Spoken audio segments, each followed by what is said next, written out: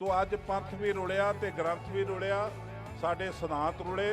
ये दरगाह की बाणी शौक नाल सिखां ने लिखी, कलमा बना बना के, शाहियां बना के, ते गुरु साहब जी के टाइम के लिखे ग्रंथ जिहड़े प्रबंधक कमेटी कोल सी अज लभदे नहीं कोई भी। ये देखो साडा जथेदार अखाउंदा अपने आप नूं कहंदा PhD कीती मैं, तो सानू ये साडियां अखां 'च घट्टा पा के साडी कौम का जिहड़ा बेस आ उहनूं खत्म कर रहे हैं। वो अकाल पुरख का तख्त जिथों गुरु हरगोबिंद पातशाह जी हुक्म सुनाया करते सन, वो अज राम रहीमां की सेवा च लगा फिरदा। तुहाडे अफसरां दे साइन ने जिहड़े सकत्तर सन, पर एक कोई जवाब नहीं दे रहे। असीं भी उत्थे 7 तरीक नूं जाके पुछया, पर जवाब नहीं। जवाब मिलिया ते जिहड़ा दोबारा आऊगा उहदे किट्टे भन्नांगे। जवाब मिलिया ते हुक्म चाढ़ता इस ग्रंथी ने कि अकाली वर्करो डांगा लैके आ जाओ जो दोबारा आउण। तो असीं ते शस्त्र तो शास्त्र तो विहूणे हो गए। तो साडे लीडरां ने पहला ही सब कुछ त्याग्या, पर यह जा एक सिस्टम दे विच आके प्रबंधक कमेटी ते अकाली दल ते कब्जा करके साडी कौम नूं गधी गेट च पाता। अज असीं सोचते पे हैं कि कित्थे जाइए। सतगुरु ग्रंथ साहिब की हजूरी में सजी सवारी गुरु स्वरूप साध संगत जीओ, वाहिगुरु जी का खालसा वाहिगुरु जी की फतेह। गुरु सवारी साध संगत जीओ वडभागी हो, गुरु चरनां विच सज के दसम पातशाह की पवित्र ते निघी याद विच जुड़े हो। गुरु साहिबां की पवित्र अजमत असीं इस महीने जिहड़ा दसंबर का महीना आने वाला, असीं लगातार एक महीना दसम पातशाह ते उन्हां दे साहिबजादियां की याद विच जुड़दे हाँ। जदों अत दर्जे की बिपता दे विच गुरु साहिब जी आनंदपुर साहब का किला छड्डदे ने, ते किले तो बाद फिर उन्हां दा सफ़र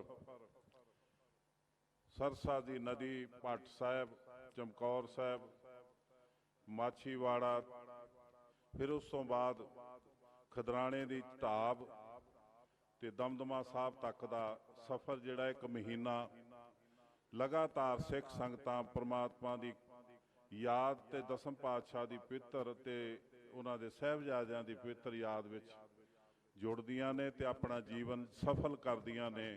उस इतिहास नूं अपने पिंडे ते हंडा के सेवा करके सिमरन करके, यही साडी जिंदगी का असल मकसद है। सानू गुरु साहब जी ने यही कुछ दिता है अपनी लाइफ दे विच। गुरु नानक साहब जी तो लैके साहिबजादियां की शहादत तक 240 साल का समा उन्हां दा शहादतां दा जदोजहद का समा सी। यही कारण है कि असीं देखते हाँ शहादतां दे कारण जदों लभदे हाँ, जदों देखते हैं गुरु अर्जन देव जी की शहादत तो लैके साहिबजादियां की शहादत तक एक सदी का समा है।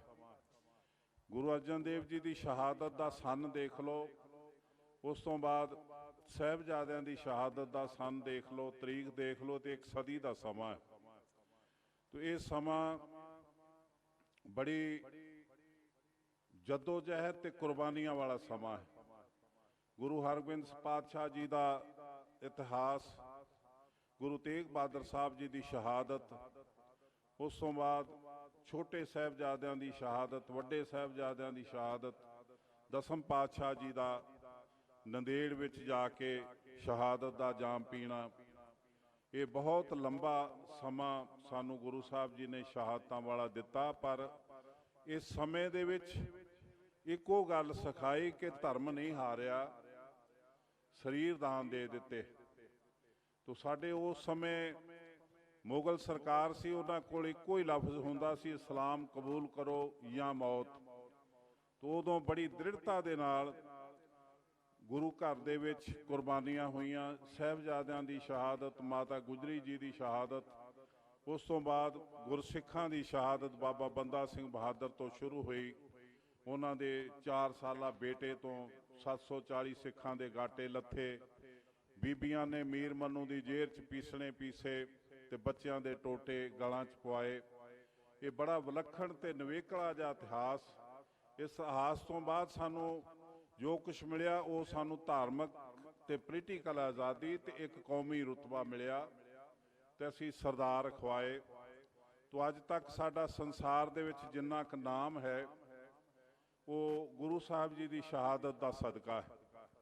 ਇੱਕ ਇੰਗਲੈਂਡ ਦਾ ਇਤਿਹਾਸਕਾਰ ਬੜਾ ਫੇਮਸ, ਉਸਨੇ ਲਿਖਿਆ ਕਿ ਜਦੋਂ ਤੀਸਰਾ ਯੁੱਧ ਹੋਊਗਾ ਐਟਮ ਸ਼ਕਤੀ ਦਾ, ਉਹਦੇ ਬਾਅਦ ਜਿਹੜੇ ਬਚਣਗੇ ਉਸ ਕੇਵਲ ਤੇ ਕੇਵਲ ਗੁਰੂ ਗ੍ਰੰਥ ਸਾਹਿਬ ਜੀ ਦੇ ਅਨੁਯਾਈ ਹੋ ਕੇ ਬਚਣਗੇ। ਤੋ ਉਹਨਾਂ ਨੂੰ ਸਵਾਲ ਕੀਤਾ ਕਿ ਕੀ ਅੱਜ ਗੁਰੂ ਗ੍ਰੰਥ ਸਾਹਿਬ ਜੀ ਦੇ ਅਨੁਯਾਈ ਤੇ ਉਹਨਾਂ ਦੀ ਜਿਹੜਾ ਧਰਮ ਆ ਉਹ ਅਗਵਾਈ ਨਹੀਂ ਕਰ ਸਕਦਾ ਸਾਰੇ ਹਿੰਦੁਸਤਾਨ ਸਾਰੇ ਵਰਲਡ ਦੀ? ਤੋ ਉਹਦਾ ਜਵਾਬ ਸੀ ਕਿ ਕਰ ਸਕਦਾ ਹੈ, ਪਰ ਸਿੱਖਾਂ ਨੇ ਇਹ ਵਡਮੁੱਲੇ ਗੁਣ ਤੇ ਸਿਧਾਂਤ ਪ੍ਰਚਾਰੇ ਨਹੀਂ। ਸਾਰੇ ਸੰਸਾਰ ਵਿੱਚ ਇਹਨਾਂ ਦਾ ਪ੍ਰਚਾਰ ਨਹੀਂ ਹੋਇਆ। ਇਹ ਸਿੱਖ ਕੌਮ ਨੇ ਬਹੁਤ ਵੱਡਾ ਗੁਨਾਹ ਕੀਤਾ। ਇਹ ਬੜਾ ਵੱਡਾ ਇਤਿਹਾਸਕਾਰ ਹੋਇਆ, ਫਲਾਸਫਰ ਹੋਇਆ। ਇਹ ਉਸ ਦੇ ਬਚਨ ਨੇ। ਸਾਨੂੰ ਵੀ ਇਹੀ ਲੱਗਦਾ ਕਿ ਅਸੀਂ ਆਪਣੇ ਗੁਣ ਗਵਾ ਬੈਠੇ, ਕੇਵਲ ਨਾਮ ਤਰੀਕ ਜਿਹੜੀ ਸਿੱਖੀ ਉਹ ਚਿਹਰੇ ਤੇ ਰੱਖੀ ਬੈਠੇ ਹਾਂ। ਇਹੀ ਵਜ੍ਹਾ ਹੈ ਕਿ ਸਾਡੇ ਗੁਰੂ ਸਾਹਿਬ ਜੀ ਨੇ ਜੋ ਸਾਨੂੰ ਸਰਮਾਇਆ ਦਿੱਤਾ ਅੱਜ ਸੁਰੱਖਿਅਤ ਨਹੀਂ। ਗੁਰੂ ਗੋਬਿੰਦ ਸਿੰਘ ਜੀ ਜਦੋਂ ਨੰਦੇੜ ਦੇ ਵਿੱਚ ਗਏ, ਨੰਦੇੜ ਦੇ ਵਿੱਚ ਉਹਨਾਂ ਦੇ ਜਾਣ ਦੇ ਕਾਰਨ ਸਾਨੂੰ ਸਿੱਖਾਂ ਨੂੰ ਸਮਝ ਨਹੀਂ ਆਏ। ਬਹੁਤ ਇਤਿਹਾਸਕਾਰਾਂ ਨੇ ਲਿਖਿਆ ਹੈ ਕਿ ਇੱਥੋਂ ਵੀ ਤੁਰਨ ਲੱਗਿਆਂ ਗੁਰੂ ਸਾਹਿਬ ਨੂੰ ਪੁੱਛਿਆ ਕਿ ਤੁਸੀਂ ਦੱਖਣ ਭੱਠ ਪਈ ਕਾ ਕੀ ਪਏ ਨਾਮ ਲੈਂਦੇ ਹੋ, ਇੱਥੇ ਹੀ ਟਿਕੇ ਰਹੋ। ਖਾਲਸਾ ਆਉਂਦਾ ਹੈ, ਦਰਸ਼ਨ ਕਰਦਾ ਹੈ, ਪਰ ਗੁਰੂ ਸਾਹਿਬ ਦਾ ਹੁਕਮ ਹੈ ਨਾਵੇਂ ਅਸਾਂ ਨੂੰ ਜ਼ਰੂਰ ਜਾਣਾ ਹੈ। ਇਹੀ ਕਾਰਜ ਹੈ। ਉਹ ਕਾਰਜ ਗੁਰੂ ਸਾਹਿਬ ਹੀ ਜਾਣਦੇ ਸਨ। ਔਰ ਉਹ ਕਾਰਜ ਜੇ ਦਸਮ ਪਾਤਸ਼ਾਹ ਨੰਦੇੜ ਨਾ ਜਾਂਦੇ ਤੇ ਇਹ ਧਰਤੀ ਤੇ ਜਿਹੜਾ ਇਤਿਹਾਸ ਰਚਿਆ, ਮੁਗਲਾਂ ਦਾ ਖਾਤਮਾ ਹੋਇਆ, ਸਾਹਿਬਜ਼ਾਦਿਆਂ ਦੀ ਸ਼ਹਾਦਤ ਦਾ ਬਦਲਾ ਲਿਆ, ਸਿੱਖ ਰਾਜ ਕਾਇਮ ਹੋਇਆ, ਇਹ ਭਾਣੇ ਨਹੀਂ ਸੀ ਵਾਪਰਨੇ। ਇਹ ਗੁਰੂ ਸਾਹਿਬ ਜੀ ਦੇ ਪਵਿੱਤਰ ਬਚਨ ਤੇ ਦੂਰ ਅੰਦੇਸ਼ੀ ਦਾ ਸਦਕਾ। ਜਦੋਂ ਕਿਲਾ ਛੱਡਿਆ ਉਸ ਤੋਂ ਬਾਅਦ ਗੁਰੂ ਸਾਹਿਬ ਜੀ ਤੇ ਤਰ੍ਹਾਂ ਤਰ੍ਹਾਂ ਦੀਆਂ ਮੁਸੀਬਤਾਂ ਆਈਆਂ, ਪਰ ਸਭ ਤੋਂ ਵੱਡੀ ਜਿਹੜੀ ਸੱਟ ਸੀ ਉਹ ਛੋਟੇ ਸਾਹਿਬਜ਼ਾਦਿਆਂ ਦੀ ਸ਼ਹਾਦਤ ਸੀ। ਪਰ ਬੜਾ ਵਿਸ਼ਾਲ ਹਿਰਦਾ ਦਸਮ ਪਾਤਸ਼ਾਹ ਦਾ ਕਿ ਆਪਣੇ ਬੱਚਿਆਂ ਨੂੰ ਚਮਕੌਰ ਦੀ ਗੜੀ 'ਚ ਸ਼ਹੀਦ ਹੁੰਦਿਆਂ ਦੇਖਿਆ। ਵੱਡਾ ਸਾਹਿਬਜ਼ਾਦਾ ਆਗਿਆ ਲੈ ਕੇ ਗਿਆ। ਗੁਰੂ ਸਾਹਿਬ ਨੂੰ ਪਤਾ ਸੀ ਇਸਨੇ ਦੁਬਾਰਾ ਚਮਕੌਰ ਦੀ ਗੜੀ 'ਚ ਨਹੀਂ ਆਉਣਾ, ਪਰ ਉਹਨਾਂ ਨੂੰ ਅਸ਼ੀਰਵਾਦ ਦਿੱਤਾ। ਆਖਰੀ ਮੁਲਾਕਾਤ ਕਰਕੇ ਤੇ ਮੈਦਾਨ ਦੇ ਵਿੱਚ ਤੋਰਿਆ। ਤੋ ਸਾਹਿਬਜ਼ਾਦਾ ਸ਼ਹਾਦਤ ਦਾ ਜਾਮ ਪੀ ਗਿਆ। ਫਿਰ ਛੋਟਾ ਸਾਹਿਬਜ਼ਾਦਾ ਤਿਆਰ ਹੋਇਆ।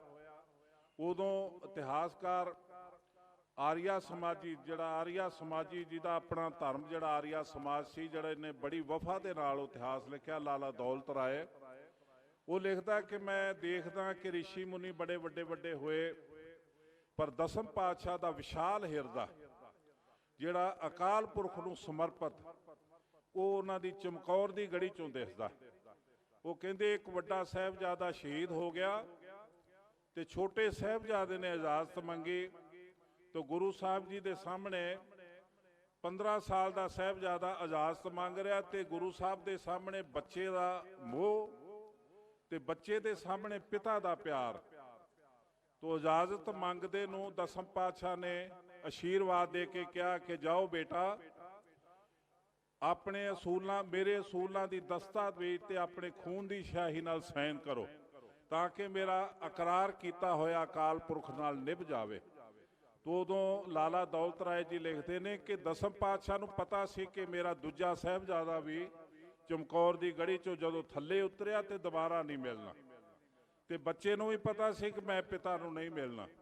पर ये पिता का प्यार ते पुत्र का मोह वसार के दोवां ने ये शहादत नूं अंजाम दिता, एक हिस्टरी बनाई।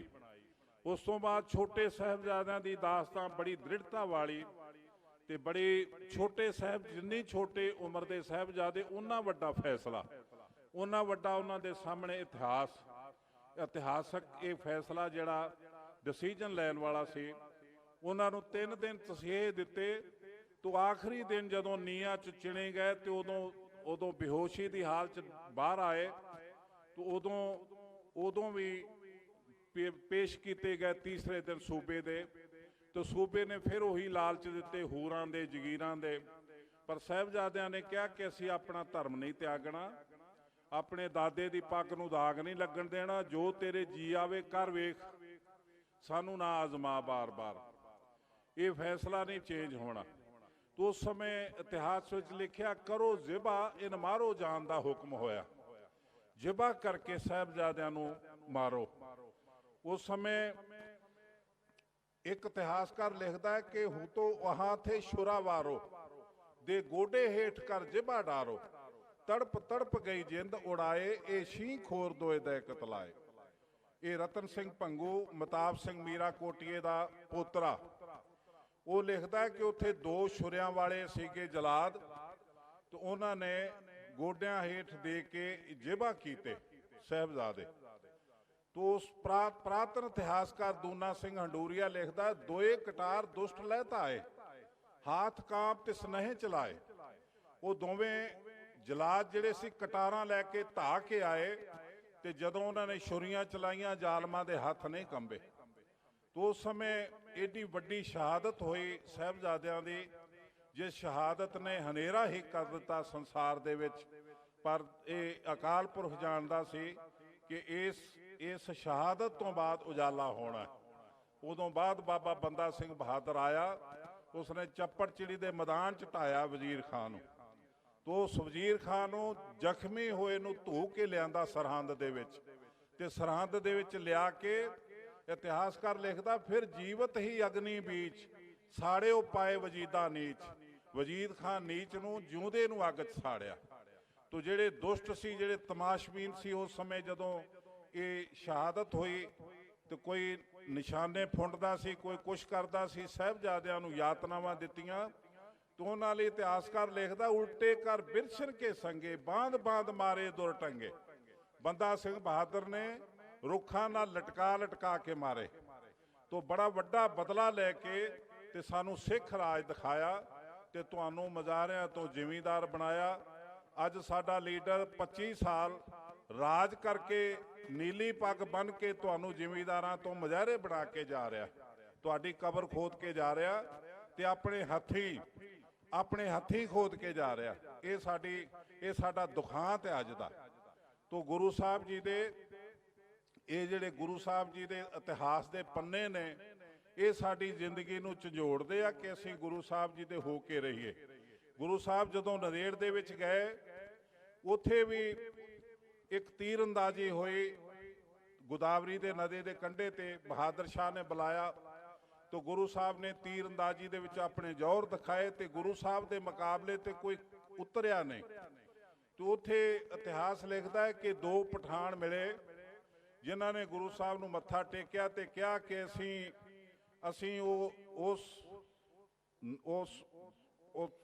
नाती खां उहदे नाती हाँ, जिहड़े तुहाडे कोल पैंदे खां दे नाती सी ओ, भी साडे वड्डे वडेरे तुहाडे कोल तुहाडी सेवा च रहे ने, असीं उहदे नाती हाँ, उहदे दोहते हाँ। तो गुरु साहब ने उन्हां नूं 5 रुपये बख्शिश कीते ते नाल प्यार दिता। ते फिर वो अगले दिन फिर आए दीवान दे विच, फिर मत्था टेकिया, रिओड़ियां दा प्रसाद दिता गुरु साहब ने, फिर 5 रुपये दिते, फिर तीसरी दफा फिर आए। तो उदों इतिहासकार लिखता है कि उन्हां नूं जदों महफिल दे विच गए मुसलमानां दी, तो उन्हां नूं पता लगा कि इन्हां नूं बहुत कीमती शस्त्र बख्तर बख्शे ने गुरु साहब ने। तो उदों उत्थे एक मुसलमान सी, सैयद मुसलमान, जिहड़ा उन्हां दा मुखी सी, उन्हें उन्होंने बड़ी बुरी तरह उन्हां ते मेहना मारिया, जिस तरह बोली मारी, बोली गोली ज्यों जड़ी सब भेत लखे है, थूक तुम्हारी मात त्रिग जात आते हैं, जिस काफर ने मारे ओ प्यो दादा थारा, तिसकी बख्शिश खाए के तुम करत गुजारा, मर के न जियो जीव दे तुम नक डबो के, शर्म ना आवत मुझो काफर के हो के। उन्होंने इस तरह बोली मारी, उन्होंने लगा जिवें गोली वजी। तो उन्होंने कहा कि तुहानूं शर्म नहीं आउंदी, तुहाडे वड्डे वडेरियां नूं मारन वाले जिहड़े उन्हां तों तुसीं लै के खांदे हो। तो फिर उन्हां दे मन च रंजिश आई बदला लैण दी। तो उदों उन्होंने 2 दिन मत्था टेकिया, तीसरे दिन आए, उदों फिर एक अफसर पाके मौका पाके मारी गुर के पेट में गुलखां कटारी। पर डर कर हाथ कांप्यो नह कारज थियो, सतगुर तेग से बेग ही तिसको कट लियो। गुरु साहब ने जदों ने कटार मारी, पर गुरु साहब ने अपनी तेग नाल उहदा सिर ला दिता। ते उहदा भरा सी एक औतला खां, औतला खां भाग्यो पिख कौतक याही, फस तंबू की डोर में गिर पर्यो ताहां ही। तो गुरु साहब जी दे इस कारे नूं जदों ਸਿੰਘਾਂ ने वेख्या ते उस बच्चे पठान बच्चे नूं जिहदा पैर फस गया सी डोर च, ਉਹਨੂੰ रेजे रेजे कट सुटियो नह दीनो जावन, ਉਹਨੂੰ पुरजा पुरजा कट के कुत्तिਆਂ ਨੂੰ पाया। तो गुरु साहब जी की 16 दिन मलम पट्टी हुई। तो आखिरकार वो समा आया जदों गुरु साहब जी नूं ਇਹ ਸਿੱਖਾਂ ਨੂੰ ਕਹਿਣਾ ਪਿਆ कि ਤੁਸੀਂ गुरशबद ਨੂੰ ਆਪਣੇ ਹਿਰਦੇ 'ਚ ਵਸਾਇਓ। तो मेरा जदों दर्शन करना होवे उदों गुरु की बाणी नूं, गुरु के शब्द नूं, गुरु नानक साहब जी के शब्द नूं हिरदे च वसायो।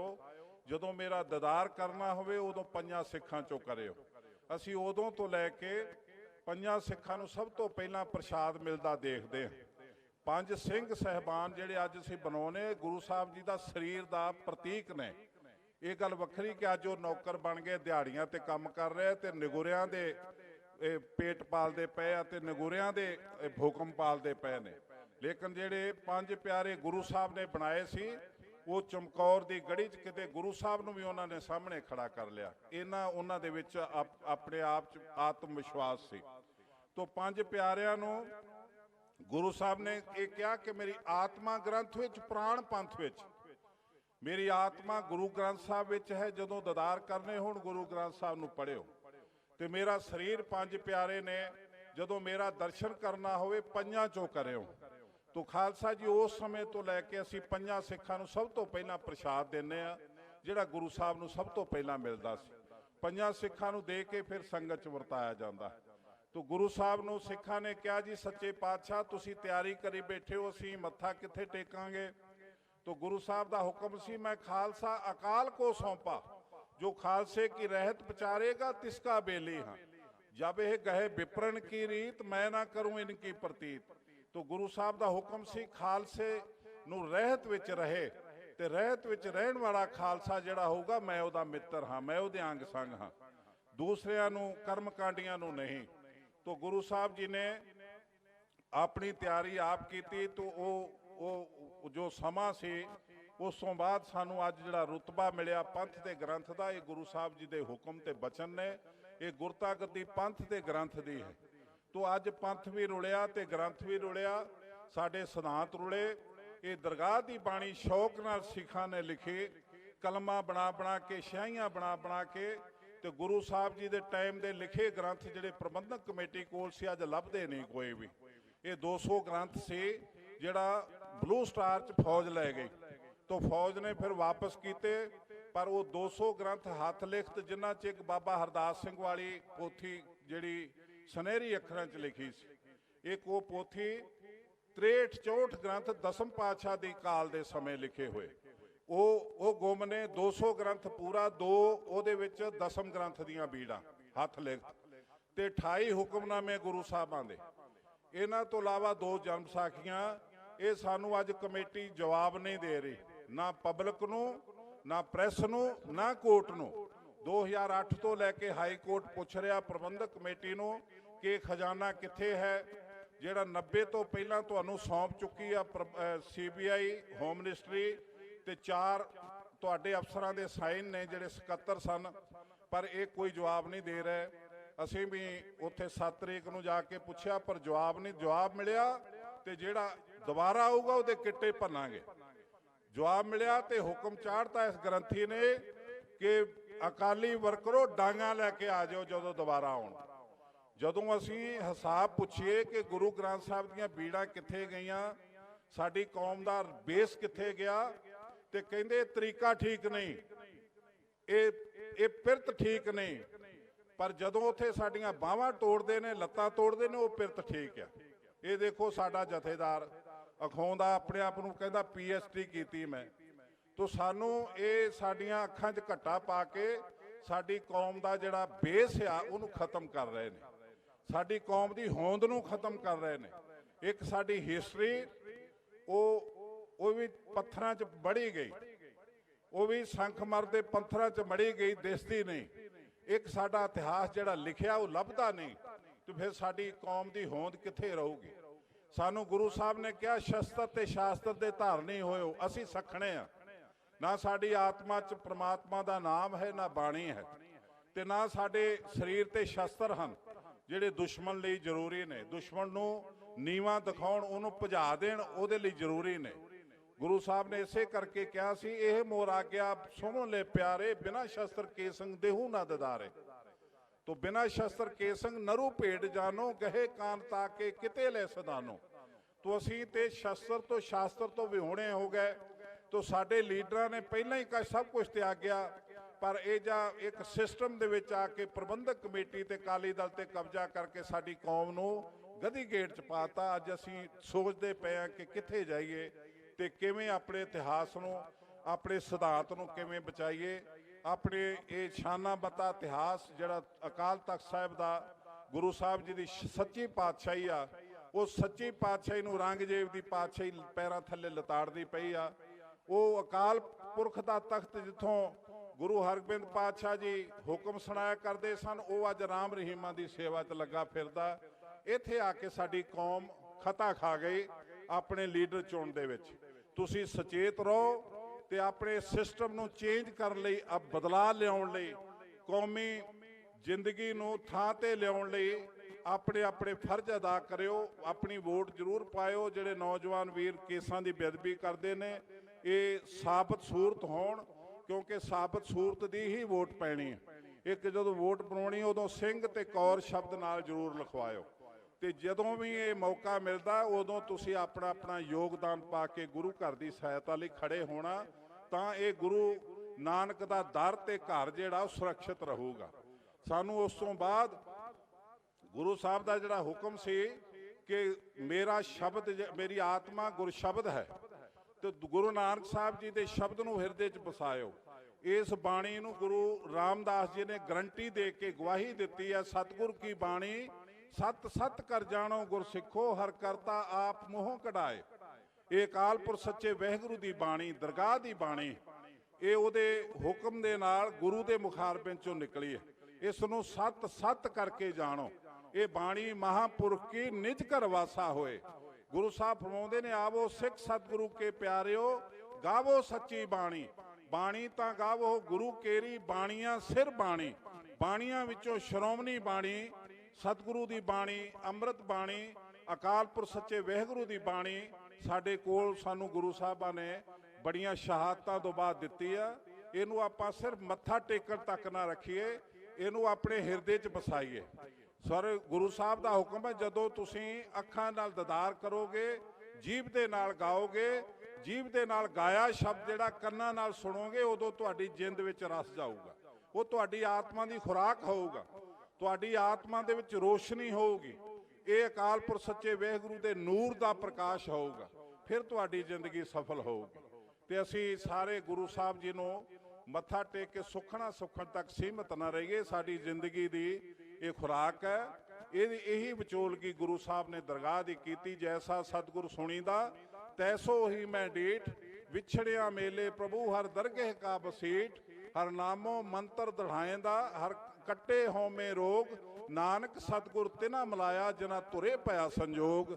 ਤੁਰ ਦਰਗਾਹ ਦੇ ਸੰਜੋਗ ਤੁਹਾਨੂੰ ਗੁਰੂ ਚਰਨਾਂ 'ਚ ਲੈ ਆਏ ਨੇ। ਤੁਸੀਂ ਹੁਣ ਨਾਮ ਤੇ ਬਾਣੀ ਦੇ ਅਭਿਆਸ ਨਾਲ ਆਪਣੇ ਜੀਵਨ ਸੋਹਣੇ ਬਣਾਓ, ਤਾਂ ਕਿ ਸਾਡੀ ਆਤਮਾ ਪਰਮ ਪਿਤਾ ਪਰਮਾਤਮਾ ਦੇ ਨਾਲ ਲਾਵਾਂ ਲਵੇ ਤੇ ਦਰਗਾਹ ਵਿੱਚ ਜਾ ਕੇ ਸੋਭਾ ਪਾਵੇ।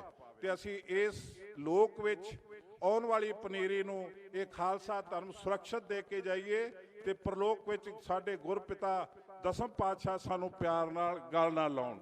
ਤੋਂ ਭੁੱਲ ਚੁੱਕ ਲਈ ਖੇਮਾ। ਮਹਾਂਪੁਰਖਾਂ ਦਾ ਬਹੁਤ ਬਹੁਤ ਧੰਨਵਾਦ। ਮਹਾਂਪੁਰਖਾਂ ਦੀ ਕਿਰਪਾ ਨਾਲ ਸਾਡੇ ਸਮਾਜ ਵਿੱਚ ਅੱਜ ਪੀਲੀ ਤੇ ਨੀਲੀ ਦਸਤਾਰ ਦਿਸਦੀ। ਅਸੀਂ ਸ਼ਰਾਬ ਤੇ ਮਾਸ ਤੋਂ ਬਚੇ ਆ। ਗਾਤਰੇ ਕਿਰਪਾਨ ਦਿਸਦੀ ਆ।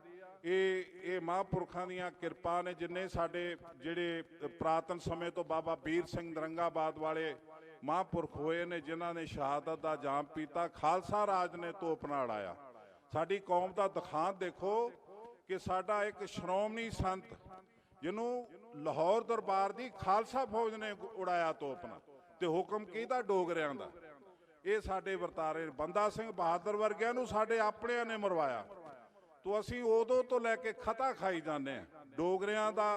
ਕਦੀ ਆਪਣੇ ਆਪਣੇ ਘਰ ਪਰਿਵਾਰ ਵਿੱਚ ਬੈਠੇ ਟੋਡੀਆਂ ਦਾ, ਉਹਨਾਂ ਤੋਂ ਖਤੇ ਖਾ ਕੇ ਉਹਨਾਂ ਦੇ ਧੋਖੇ ਵਿੱਚ ਆ ਕੇ ਆਪਣੀ ਕੌਮ ਨੂੰ ਖੁਆਰ ਕਰਦੇ ਪਏ ਨੇ ਸਦੀਆਂ ਤੋਂ। ਮੈਂ ਤਾਂ ਸਮਝਦਾ ਅਸੀਂ ਗਦਾਰਾਂ ਦੇ ਝੰਡੇ ਚੁੱਕ ਕੇ ਤੁਰੇ ਫਿਰਦੇ ਹਾਂ। ਸਾਨੂੰ ਸੁਚੇਤ ਹੋਣਾ ਚਾਹੀਦਾ। ਭੁੱਲ ਚੁੱਕ ਲਈ ਖਿਮਾ ਜੀ। ਬਹੁਤ ਬਹੁਤ ਧੰਨਵਾਦ। ਵਾਹਿਗੁਰੂ ਜੀ ਕਾ ਖਾਲਸਾ, ਵਾਹਿਗੁਰੂ ਜੀ ਕੀ ਫਤਿਹ। ਤਾਜ਼ਾ ਖਬਰਾਂ ਤੇ ਨਵੀਆਂ ਜਾਣਕਾਰੀ ਭਰਪੂਰ ਵੀਡੀਓਜ਼ ਦੇਖਣ ਵਾਸਤੇ ਸਬਸਕ੍ਰਾਈਬ ਕਰੋ ਸਾਡਾ YouTube ਚੈਨਲ ਸੁਰਖਾਬ ਟੀਵੀ। ਜੇਕਰ ਤੁਸੀਂ ਇਸ ਵੀਡੀਓ ਨੂੰ Facebook ਉੱਤੇ ਦੇਖ ਰਹੇ ਹੋ ਤਾਂ ਸਾਡਾ Facebook ਪੇਜ ਰਹਿਮਤ ਟੀਵੀ ਵੀ ਲਾਈਕ ਤੇ ਫੋਲੋ ਕਰ ਲਓ।